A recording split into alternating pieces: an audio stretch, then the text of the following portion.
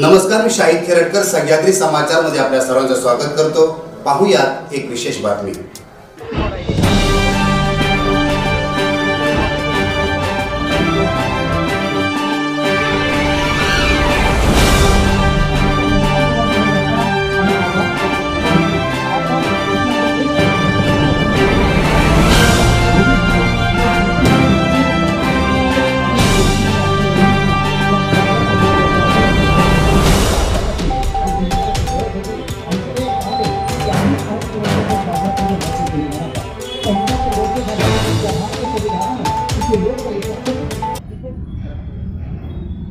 आम्ही भारताचे लोक, भारताचे एक सार्वभौम समाजवादी धर्मनिरपेक्ष लोकशाही सामाजिक, आर्थिक व राजनैतिक न्याय, विचार, अभिव्यक्ती, विश्वास, श्रद्धा व उपासना यांचे स्वातंत्र्य, दर्जाची व संधीची समानता आणि त्या सर्वांमध्ये व्यक्तीची प्रतिष्ठा व राष्ट्राची एकता आणि एकात्मता यांचे आश्वासन देणारी बंधुता 26 नोव्हेंबर 1949 रोजी याद्वारे हे संविधान अंगीकृत आणि अधिनियमित करून स्वतःप्रत अर्पण करीत आहोत। धन्यवाद। या भारतीय संविधानाची जागृती होणं, याची विचारधारा लोकांपर्यंत प्रवाहित होणं, प्रत्येकाला भारतीय संविधान म्हणजे काय, त्याची तत्व काय, मूल्य काय, तरतूद काय, या सगळ्या गोष्टींची जाणीव होणं, प्रत्येक माणूस संविधानाच्या माध्यमातून साक्षर होणं, हे आपल्या संविधान सन्मान समितीचं उद्दिष्ट आहे। आणि म्हणून गेली काही वर्ष भारतीय संविधान सन्मान समिती चिपळूण रत्नागिरी यांच्या माध्यमातून आपण संविधानावरती विविध उपक्रम राबवत आहोत। आपण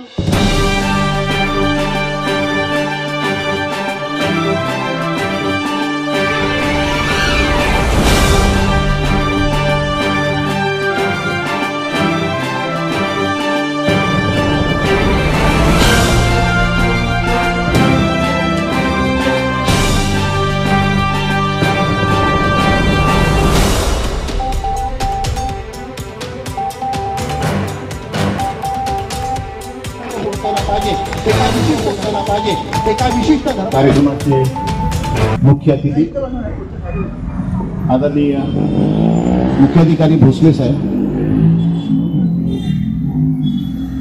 DBJ महाविद्यालय क्लस्टर 44 हे नेमकं काय आहे मी अगोदर सांगतो, म्हणजे तुमच्या लक्षात येऊ शकेल।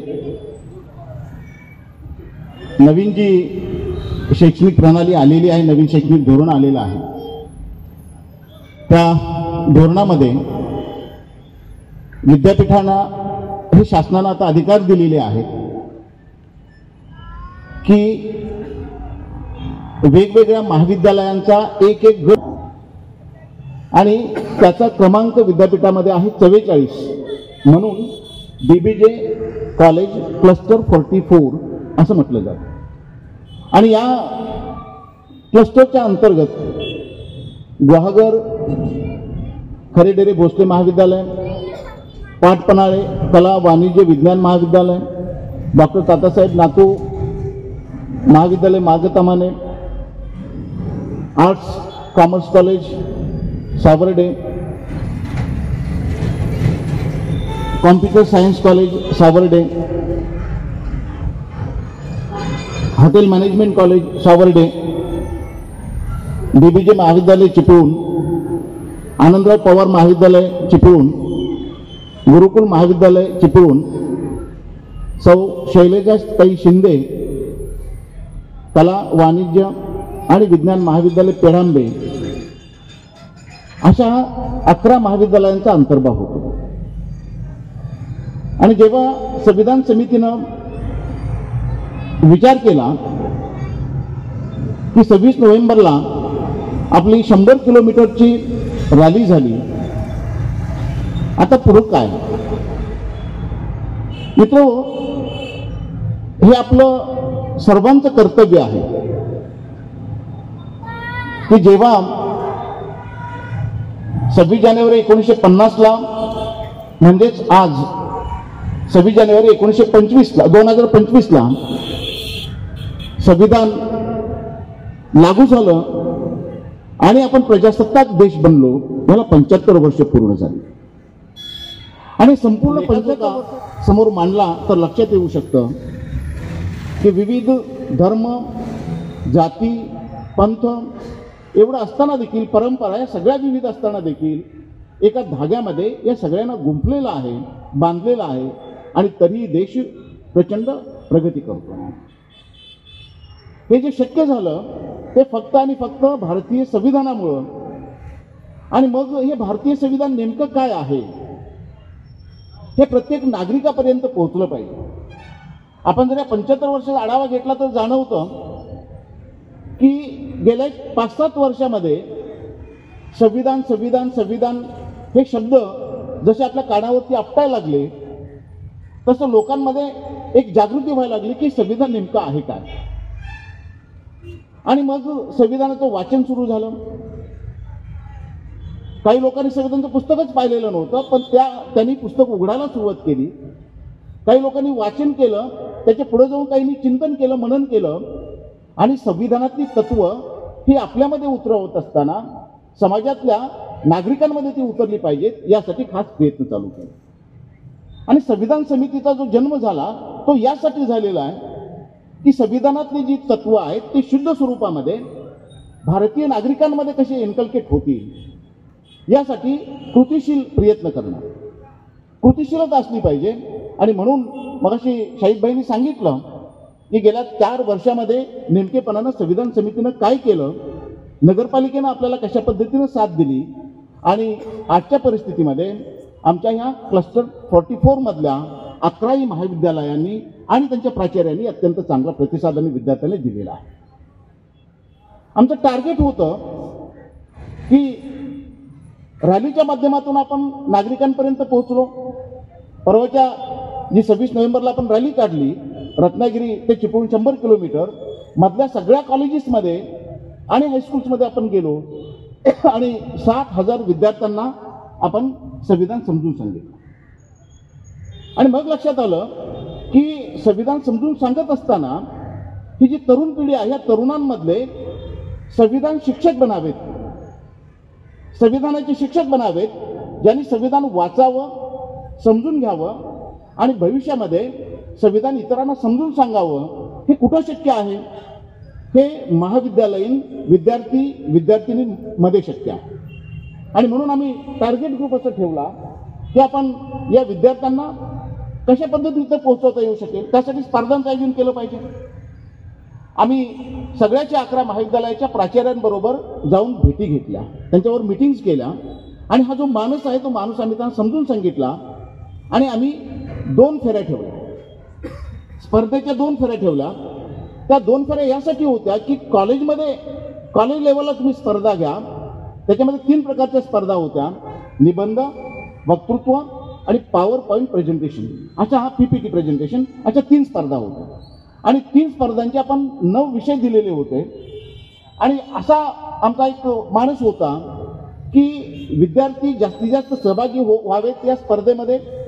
त्यांनी संविधानाचं पुस्तक उघडावं.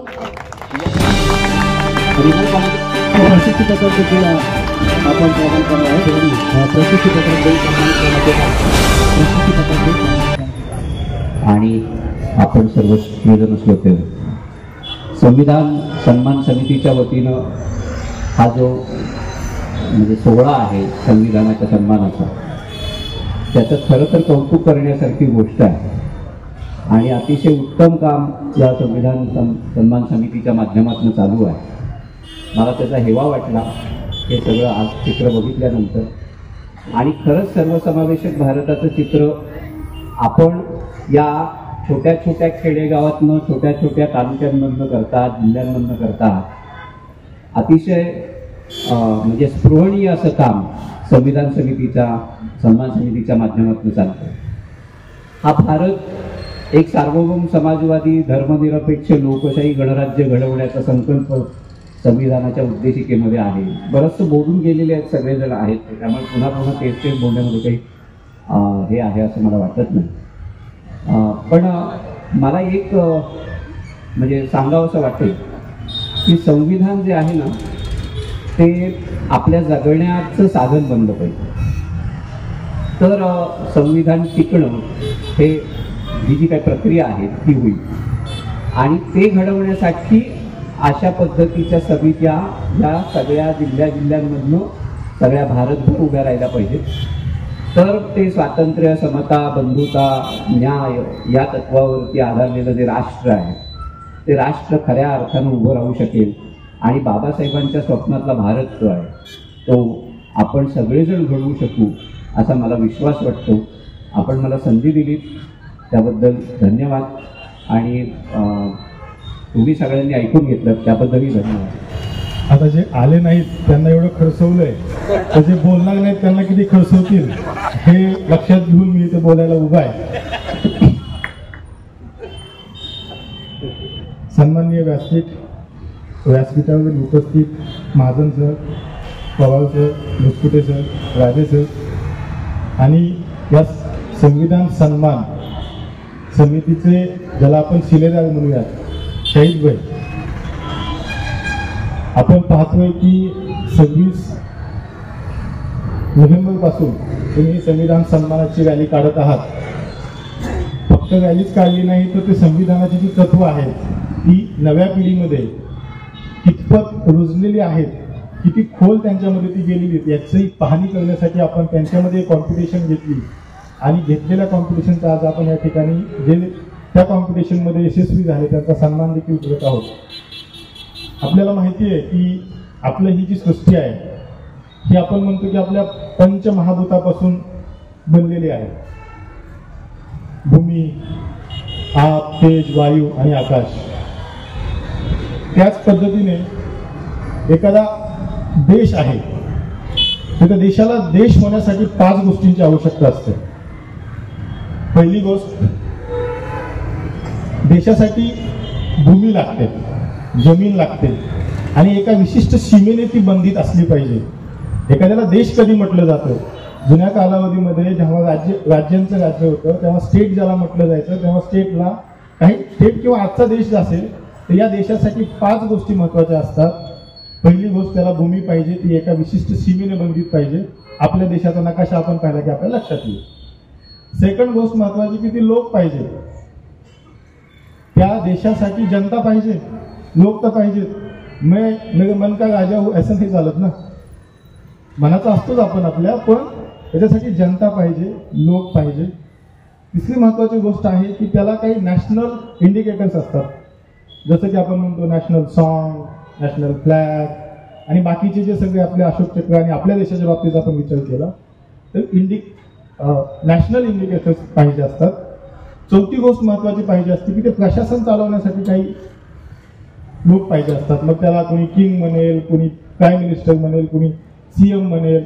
मग हे झाले पॉलिटिकल अंग झाले, काही न्यायालयीन बाजू झाल्या, काही प्रशासकीय बाजू झाल्या. ही प्रशासन व्यवस्था चालवण्यासाठी एक व्यवस्था पाहिजे असते. आणि ह्या 5ही अंगाला जी बांधून ठेवते ती महत्वाची म्हणजे त्या देशाचा एक कायदा पाहिजे असतो आणि तो कायदा म्हणजे आपलं संविधान. आणि हे जे संविधान आहे, आता आपण पाहिलं की खूप चांगले चांगले वक्ते इथे बोलले. संविधान म्हणजे काय हे आता यांनी सगळ्यांनी सांगितलेलं आहे. संविधानामध्ये आपल्या संविधानामध्ये काय तत्व आहे, आपल्या संविधानानं आपल्याला काय सांगितलेलं आहे हे आपण सगळं पाहिलं. आणि मला आठवतंय की आता महाडिक ही ताई बोलली, आता तिने बोलत असताना सांगितलं की लोकशाही आपली कशी धोक्यात आहे, लोकशाहीच्या पुढे काय आव्हानं आहेत, लोकशाहीच्या पुढे काय संधी आहेत. पण मला तुमच्याच पैकी एक वक्ते जेव्हा आता इमाम साहेब बोलले, इमाम साहेब आगे आ जाएगा, जेव्हा इमाम साहेब बोलले ना, ताई तुझे जे बोललीस लोकशाही आपली धोक्यात आहे त्याचं उत्तर या माणसाकडे बघून मला भेटलं.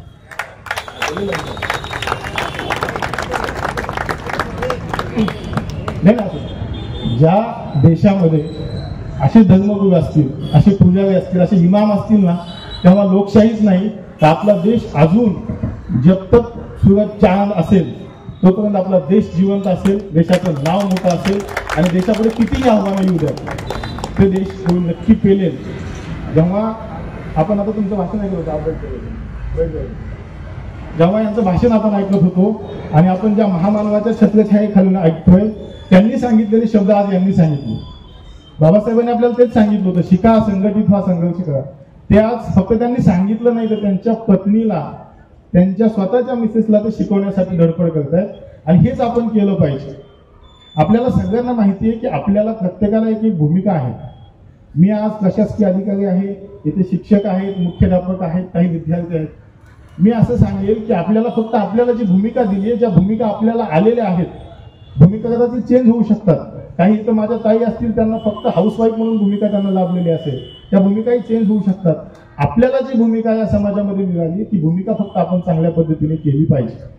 यासाठी मी तुम्हाला मधमाशांच्या पोळीचं उदाहरण दिलं.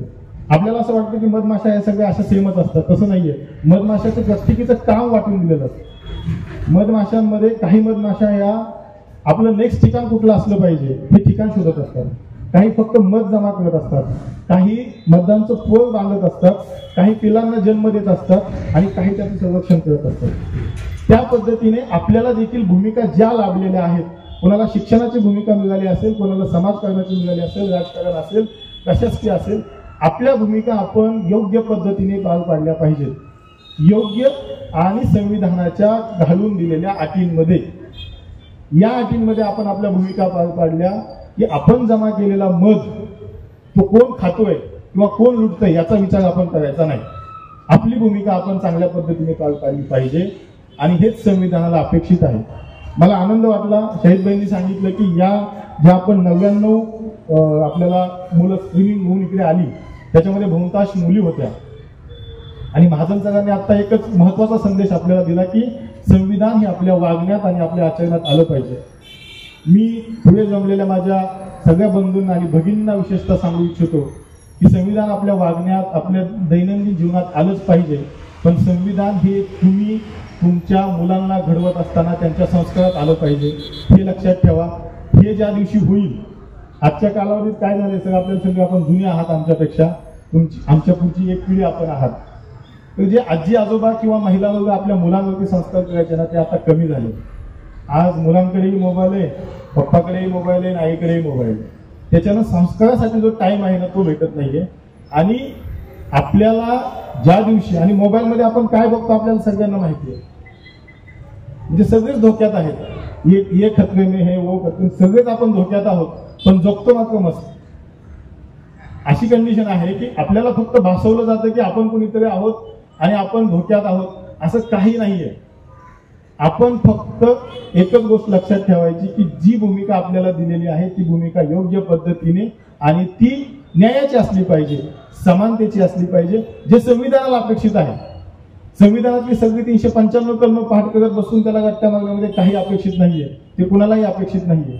फक्त न्याय काय आहे, योग्य काय आहे आणि अयोग्य काय आहे हे आपण आणि आपल्या पिढ्यांना जर आपण शिकवलं तर नक्कीच संविधानाला अपेक्षित असलेला देश, संविधानाला अपेक्षित असलेले लोक आणि संविधानाला अपेक्षित असलेले यश आपल्याला भेटेल.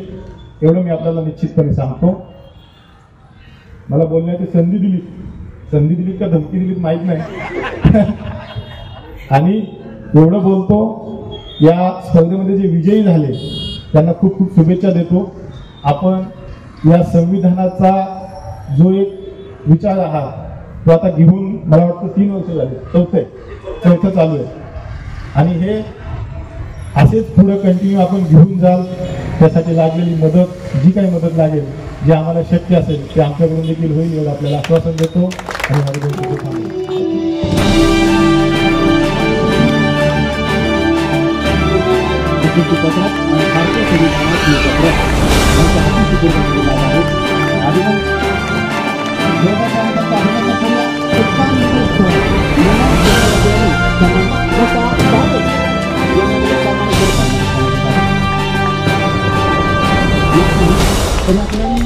आणि त्यानंतर पुढील लोकसभेमध्ये आहे बक्षीस देणं सन्मान केले जातात. किती क्रमांकाच्या पार्टीतून काही सन्मान करण्यात येतात. रुपये दिले जात आहेत.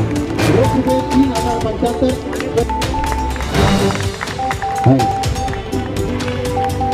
अभिनंदन आदित्य अशा काही वाटते आणि म्हणून त्याचा सन्मान या संविधान समितीला आमच्यावरती विश्वास ठेवून आर्थिक मदत केली त्या सर्व बांधवांचे मनपूर्वक आभार मानतो आणि या संविधान सन्मान समिती व SSD ट्रस्ट या दोघांच्या माध्यमातून उद्या मोहिते नर्सिंग होम कळमस्ते या ठिकाणी रक्तदान शिबिर ठेवलेले आहे.